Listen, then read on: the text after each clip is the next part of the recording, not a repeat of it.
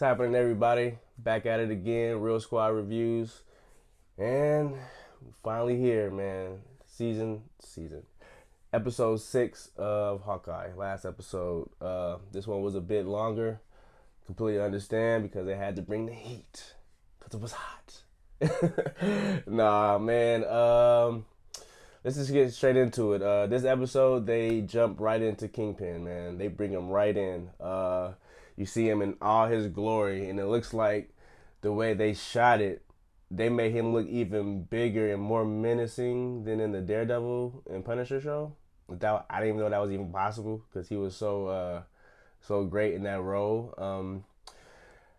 He is pretty much working with Kate's mom. Kate's mom is in debt, basically. The husband, Kate's dad, ended up dying owing Wilson Fisk hella money, and so she picked up the debt, and that's why she's been working with him this whole time. This one, I got mixed feelings with this one. This episode, I definitely liked it. I liked it, but I think I liked the beginning of the show more than the end of the show. But as a whole, I enjoyed the show as a whole for sure. I don't know what I was expecting, but maybe I just wasn't expecting to see that much Kingpin in here. You know what I'm saying? I thought it was gonna be just a quick, actually show him, have a couple of scenes. Nah, he was in here tearing shit up.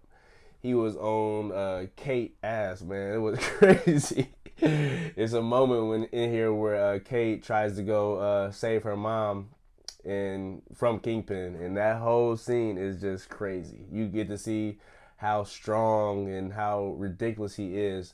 She actually ends up shooting him with an arrow, and it gets stuck like right here. He pulls it out. It's like, you know what I'm saying? Like, what you don't, if you haven't watched the Daredevil series, he has like armored suits and armor under his suits, and not to mention he's not really fat. It's kind of like muscle.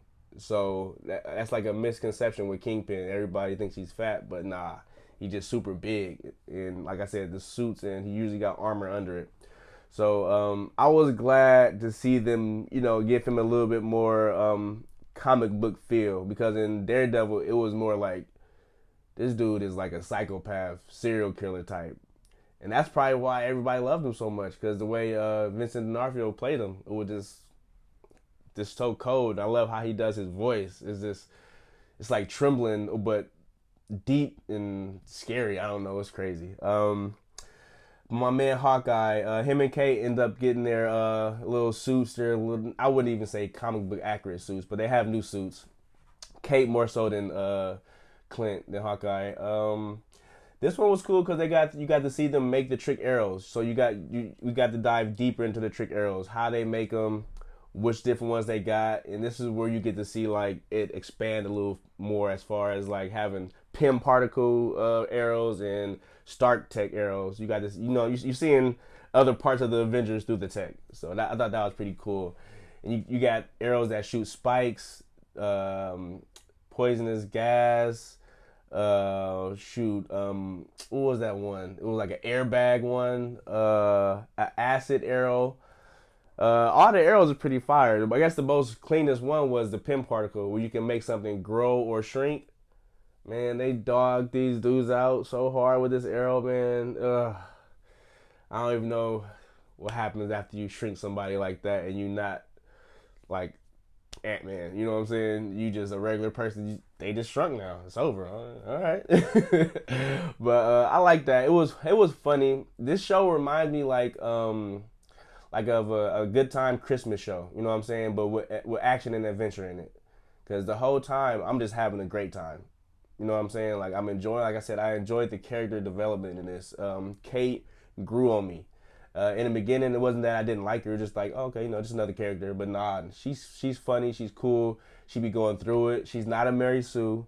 I hear that getting thrown around online a lot already. But yeah, she actually has to work hard, and she actually messes up and goes through it and actually gets beat up throughout the show. And not to say that she weak, but like she goes through hardships to get to where she's at. And her and Clint's relationship is more I guess what's the word I'm looking for? I get like their relationship over the show, it grows to the point where like you don't want them to be separated anymore. So I like that they were able to do that because at the end he ends up going he goes back home for Christmas, but he brings Kate along. He brings Kate about the watch. So in the beginning of the series, this black market crap, everybody was trying to figure out what was this watch that Hawkeye was trying to acquire from the little black marketplace where he found his retractable sword and suit. It was basically his wife.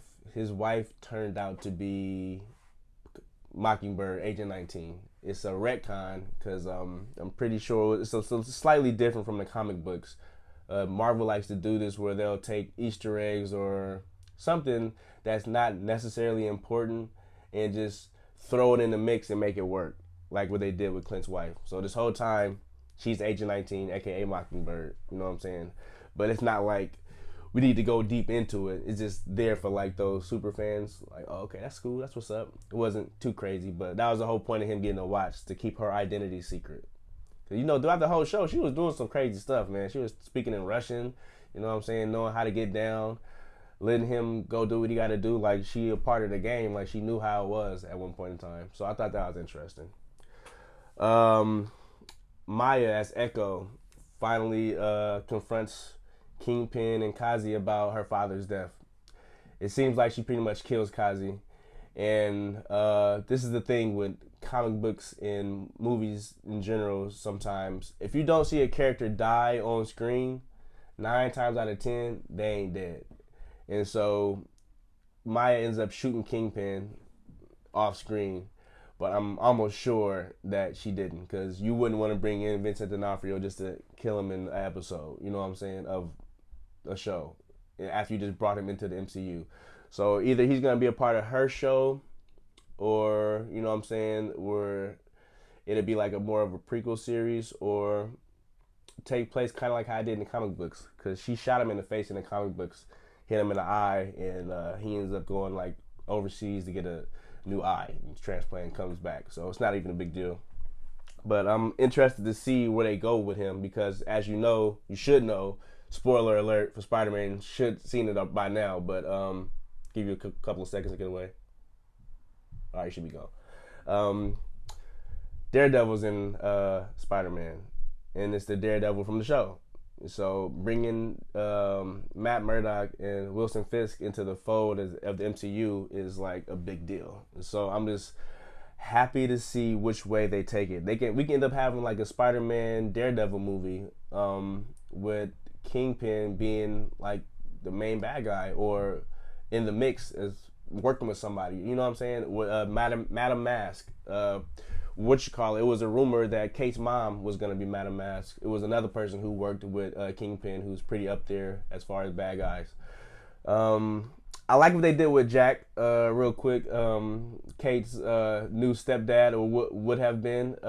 Everybody thought he was going to be a bad guy, but he ends up being cool. He was hecka funny throughout the whole show. It was just like, why is he's like too cool? But he was just real cool.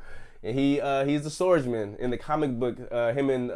He trained Clint. They not like super. He's not super older than him or anything like that. It's just that he helped him become Hawkeye. But like I said, they retconned it in a way where that doesn't really matter, and he's just the swordsman. So they found a way to throw the swordsman into the show. Like I like stuff like that. Like it lets me know like the writers are going above and beyond just to have fun with this. So they're having fun with it. It'd be the smallest little details that make things matter. Like the arrows they use, one of the Stark Tech arrows they have is shaped like the exact same shape of the missile from Iron Man that ends up crashing next to him and blowing up. Like, it was crazy. I'm like, that's attention to detail. You didn't have to do that, but they did it.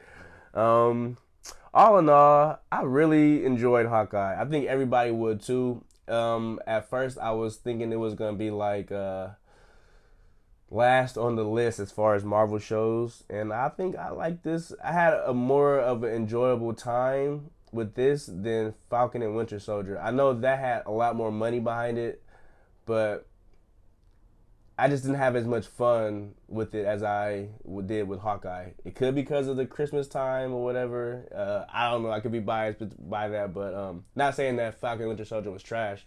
I just like this one better. So yeah, man, that is my final thoughts on Hawkeye season 1. I don't know if they're gonna do a season 2. It's not necessary. They pretty much closed it out perfectly. Like I said, Echo is getting her own show, so we'll see what happens with that. And it looks like Kate is gonna be a part of the new Avengers or the new Young Avengers. So we will see. Hope you guys have enjoyed my reviews of the Hawkeye show. Finally made it to the end. Like, comment, and subscribe. Comment below on your favorite parts of the show. Were you excited for Kingpin? Would you expect from Kingpin? Was the show trash to you? Let me know. Comments help. The like button, hitting the like button helps. And of course, subbing helps. Appreciate you guys. Me going to get up out of here. Me and Ronan got some unfinished business with this Matrix review. So we'll see y'all later. Reel Squad out.